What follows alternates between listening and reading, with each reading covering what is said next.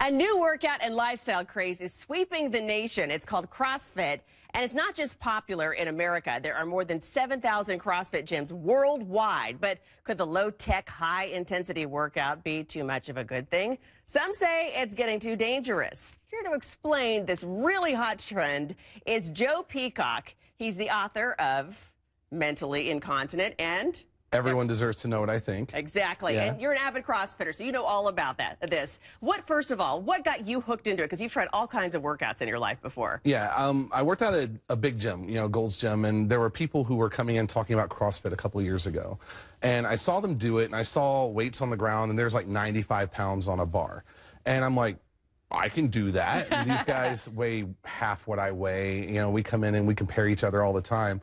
And as soon as they did their workout, I did their workout, and within a minute, I was on the floor gasping for air. It was kicking your butt. Oh, yeah. Okay, yeah, so we have some before pictures before you started CrossFit, if we can throw those up and take a look. So you saw a dramatic transformation. How quick did it, how long did it take before that happened for you? Well, I mean, this picture that you're looking at now, that's from 2002. That was my heaviest. That was 390 pounds.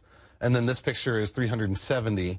It took about a year of just like actually beginning to work out, getting back into fitness, and then 6 months I lost about 50 pounds. Okay, wow. So I went from about 320 to right now I'm actually 254. Okay. And I feel pretty fantastic, and I put it all on CrossFit. Yeah. In CrossFit, it wasn't just the working out. The thing about CrossFit, it spans all aspects of fitness, and that includes diet. Yeah, it seems like it's really kind of a culture that people, it's just like there's a crowd of people, and if one person starts talking about it, they're like, oh, I do that, and suddenly they're best buddies. What is that all about? What are we missing out on here? Well, what's great about CrossFit, some people call it a cult, and I think that's hilarious.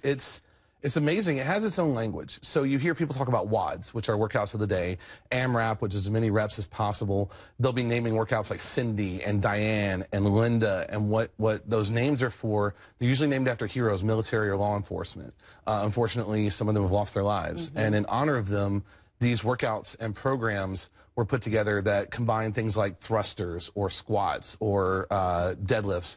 And you do those workouts, and I can have a discussion with you and say, hey, what's your Fran time? Instead of saying, hey, how many times can you do a thruster followed by a pull-up 21 times, then 15 times, then 9 times? Makes the language a little bit easier to follow. Yeah. And then the culture kind of builds around that, because every single day I go into the gym and there's a brand new achievement.